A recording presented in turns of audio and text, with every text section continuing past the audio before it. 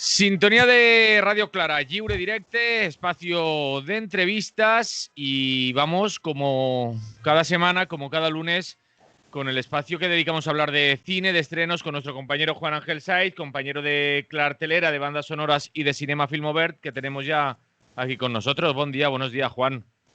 Muy buenas. Muy buenos días. Vamos a comenzar con este espacio y lo primero que quería preguntarte antes de entrar en los estrenos, hemos tenido ya unas semanas con cambio de, digamos, de medidas. ¿Se ha notado algo en las salas? Aunque ahora viene otra con el cambio con la desaparición del toque de queda. Sí, claro, ahora hay sesión de noche, que hasta hace poco no la había. Y los cines, en vez de empezar a las 4 menos cuarto, a veces, con horarios un poco difíciles, están empezando un poquito más tarde, desde las 4 en adelante. Con lo cual tenemos ya 4 sesiones, las 4 sesiones típicas, y normalmente están abiertos hasta las 12 y cuarto, una cosa así. La sesión de noche todavía pues suele empezar a las 10, 10 y cuarto, algunas si la película es corta a las 10 y media, pero yo creo que ahora lo que ocurrirá es que volveremos a los horarios antiguos. No sé si nos vamos a acostumbrar a los horarios antiguos porque llevamos mucho tiempo con horarios raros y al final la gente no sé si va a volver a acostumbrar al horario de 4 y media, 6 y media, 8 y media, 10 y media. Pero bueno, habrá que verlo. Pues veremos a partir de esta semana cómo va evolucionando todo. Como decimos, se viene la desaparición ya del toque de queda y, como dices, supongo volveremos a estos horarios ya habituales. ¿El aforo sí que sigue restringido, Juan? Al 75%, pero bueno, es que el 75% realmente es como decir que no pasa nada. Si ya el 50% que hubo en el momento de máxima restricción era un aforo, digamos, que prácticamente no se llenaba nunca, no se llegaba a eso, pues el 75% es como decir que puede entrar casi quien quiera. En las salas pequeñas no, evidentemente, porque si es una sala de 50, de 100 butacas, pues aún se nota, pero es que las primeras filas o sitios un poco complicados en general casi no se utilizan nunca, o sea que en principio se nota poco. Muy bien, pues Juan, vamos a hablar ya de los estrenos y de la cartelera, a ver esta semana qué tal ha ido. Bueno, no ha habido ninguna película así definitiva, redonda, pero sí que ha habido algunas que tienen elementos de interés. Yo creo que la que más es la de The Good Traitor, que es una película que tiene como subtítulo El embajador Kaufman, y es una película que viene desde Dinamarca, porque nos cuenta una historia que tiene que ver con el embajador de Dinamarca en Estados Unidos durante la Segunda Guerra Mundial. ¿Y qué ocurrió con Dinamarca en la Segunda Guerra Mundial? Pues que fue invadida por los alemanes, pero llegaron a un acuerdo, a un tratado por el que tenían una especie de autonomía, y esto pues no sentó bien a todo el mundo, porque era de facto una invasión en la que después de algún escarceo a nivel bélico, pues evidentemente el tamaño de Dinamarca era muy pequeño a nivel de armas, a nivel de ejército con respecto a Alemania, y en esos comienzos de la Segunda Guerra Mundial prefirieron claudicar a cambio de mantener al rey, a cambio de mantener las instituciones, pero evidentemente supervisado todo por Alemania. ¿Y qué es lo que pasó con este embajador en Estados Unidos? Pues que decidió que no le gustaba la situación y básicamente lo que hizo fue reconocer que esa invasión se había producido, que lo que habían aceptado en Estados Unidos él no lo aceptaba y que por tanto de alguna manera se convertía en una especie de gobernador de Dinamarca desde Estados Unidos. Esto tuvo su respuesta, y evidentemente lo quisieron cesar, lo quisieron enviar directamente a Dinamarca para hacerle un juicio y posiblemente encarcelarlo, si no algo peor, pero consiguió finalmente el apoyo de Estados Unidos.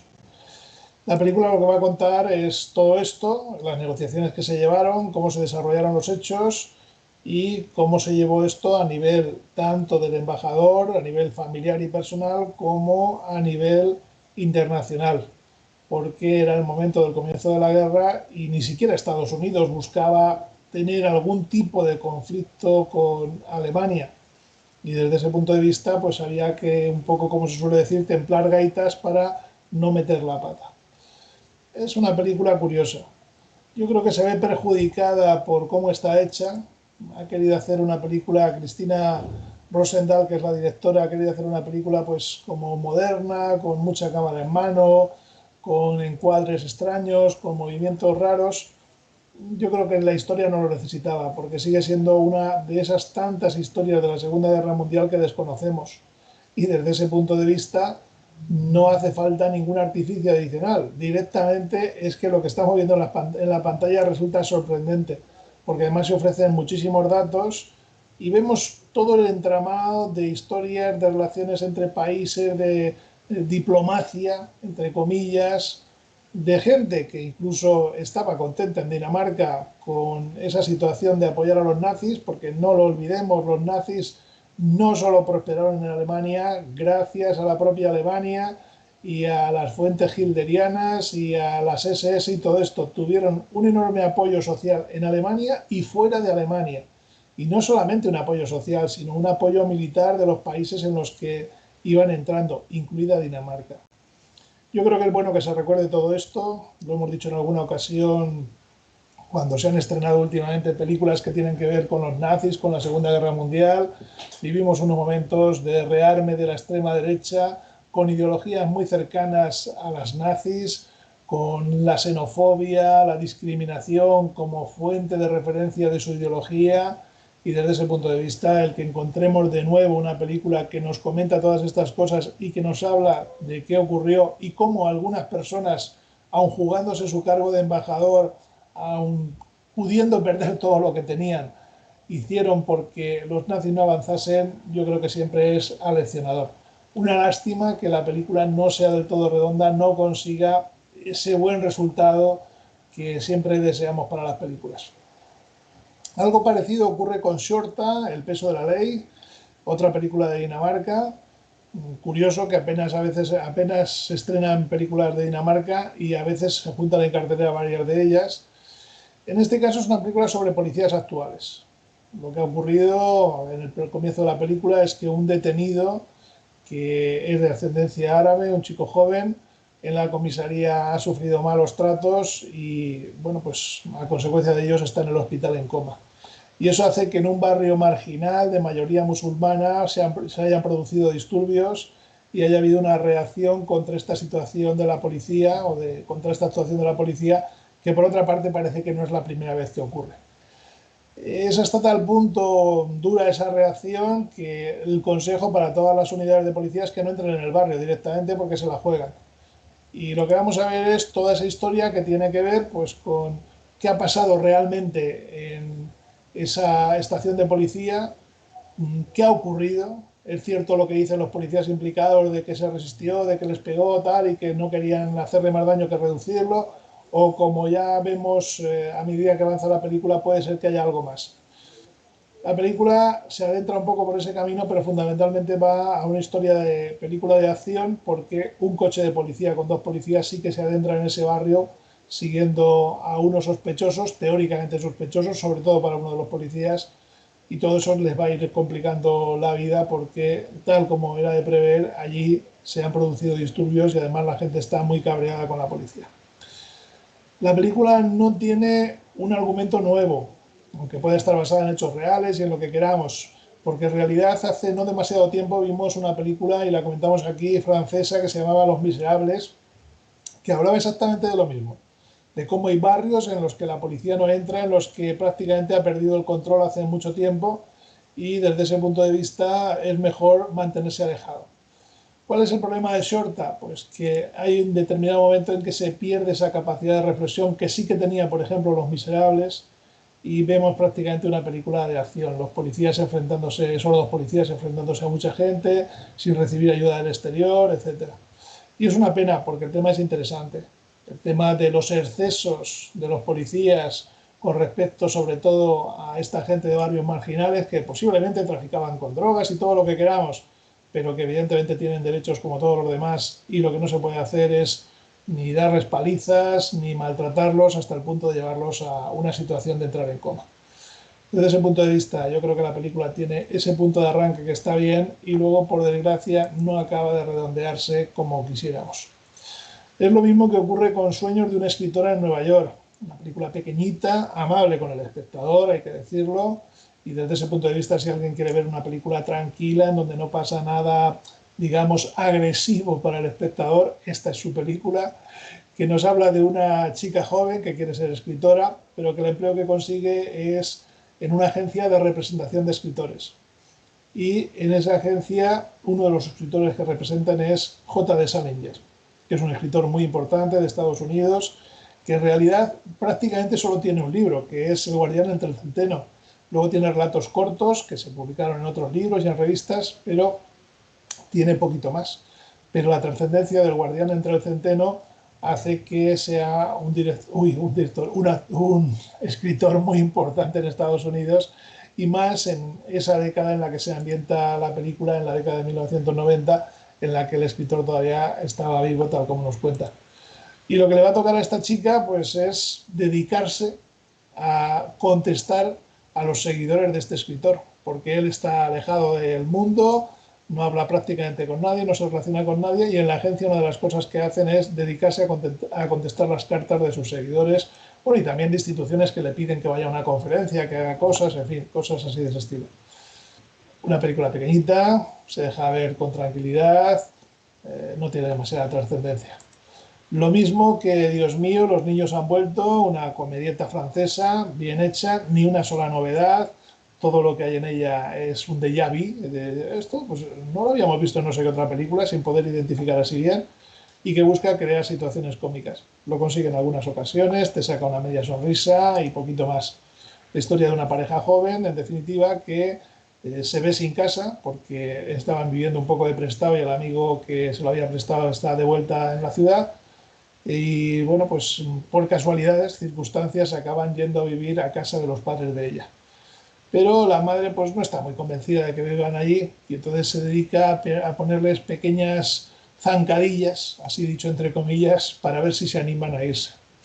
Ya digo, una comedia bastante intrascendente, que podía haber sido mucho peor, que no vamos a recomendar, pero si la gente quiere ver algo muy ligero, muy suavecito, pues también ahí tiene esa película. Nos ha decepcionado un poco Gaza Mon Amour, ese problema cuando vas al cine pensando que te vas a encontrar una película que está muy bien y que de repente no cumple con las expectativas. Y es una pena porque habla de Gaza, de la franja de Gaza y de todo lo que está pasando allí. Y vemos los bombardeos del ejército israelí, y vemos muchas cosas de las que tristemente ahora sabemos que están ocurriendo constantemente. Pero se queda corta, porque en realidad se centra en un pescador que lo que ha pasado es que ha encontrado una figura, estaba pescando, pero lo que le ha salido en las redes es una figura antigua, se la lleva a su casa y la policía pues lo pilla, a ser un objeto de arte, pues evidentemente tenía que haber declarado, se lo confiscan, lo meten en la cárcel durante unos días, finalmente sale de la cárcel y lo que ocurre es que vamos a ver un poco su vida cotidiana, el día a día.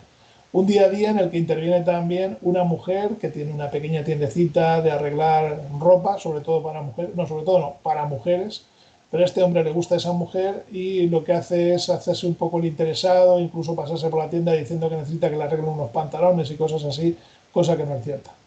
Una historia más o menos convencional de un hombre al que le gusta una mujer, ya tiene una cierta edad, tendrá 60 y tantos años, pero que tiene como trasfondo todo el tema de Gaza.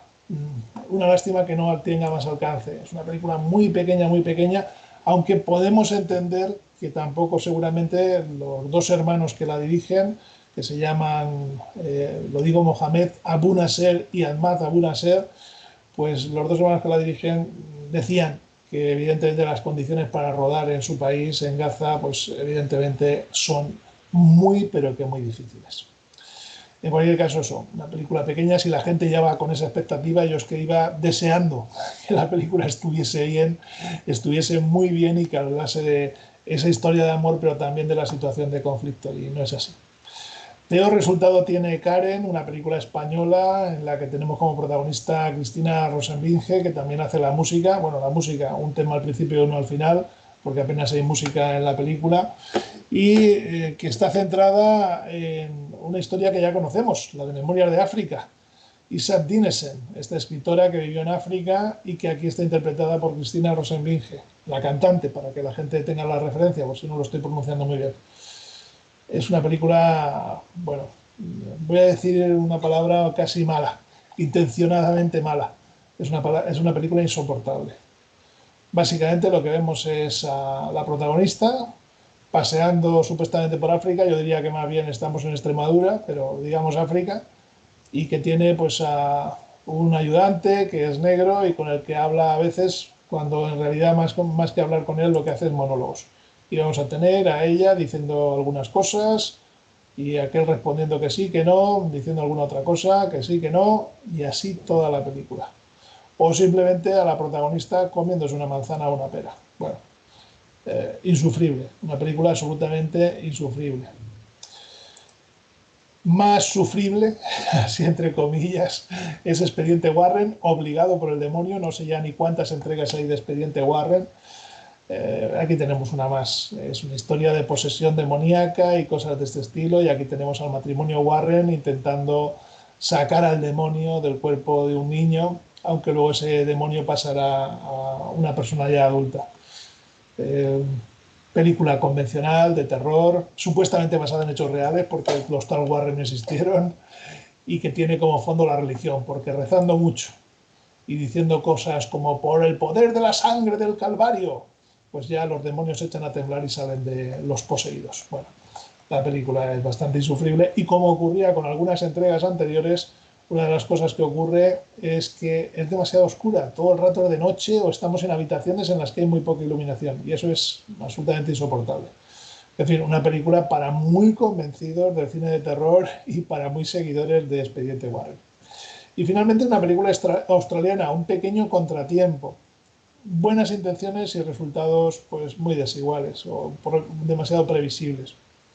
La historia de un hombre joven que tiene una novia, están en esa situación de no saber si se van a casar o no, viven como pareja, pero él no tiene demasiada prisa, está dedicado a su trabajo, siempre ocupado, ese tipo de cosas.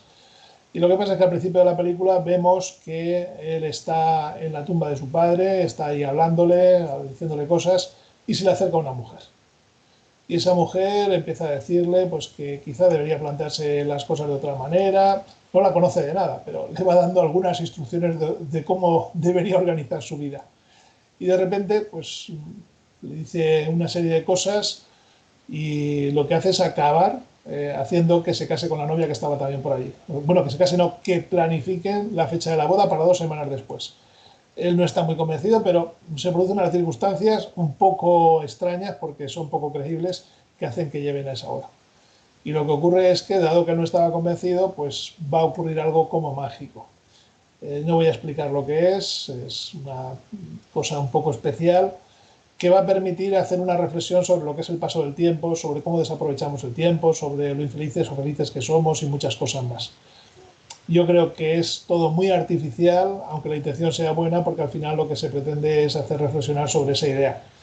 Aprovecha bien tu tiempo, que el tiempo es limitado y cuando te quieres dar cuenta lo mismo se ha pasado ya todo el tiempo que tenías. Pero de ahí a que sea necesario casarse inmediatamente y hacer una serie de cosas como lo que plantea la película, pues hay una cierta distancia. Con todo es una película un poco insustancial, pero llevadera, facilona, que se deja ver, como hemos dicho también de algunas de las anteriores. ¿Recomendaciones? Bueno, pues en principio yo no recomendaría incondicionalmente ninguna. La de el embajador Kaufman de Good Traitor quizás es la mejor de la semana, para mi gusto.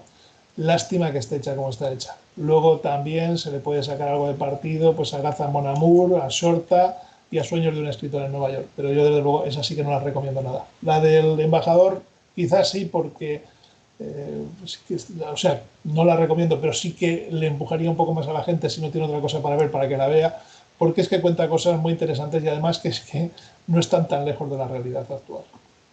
Y poco más. Pues lo vamos a dejar por aquí. Vemos que vamos volviendo a la normalidad y tenemos semanas de no recomendar ninguna, cosa que no nos pasaba mientras estábamos encerrados en casa, Juan. De todas formas, falta todavía que lleguen los estrenos masivos que son menos recomendables. Con todo, Expediente Warren está ya en la línea. Son ese tipo de películas las que han de llegar. Pero bueno, falta alguna semana para que empiecen a llegar las películas más potentes, que yo creo que llegarán sobre todo a partir de julio. Aunque, bueno, En cuanto se acaben los exámenes. en cuanto se acaben los exámenes, efectivamente, porque es la época. Efectivamente es esa época. Muy bien, Juan, pues lo dejamos por aquí y la semana que viene volvemos a charlar. Un abrazo. Muy bien, venga, un abrazo. Salut. Saludos. Lliure directe Radio Clara, fins així, com cada set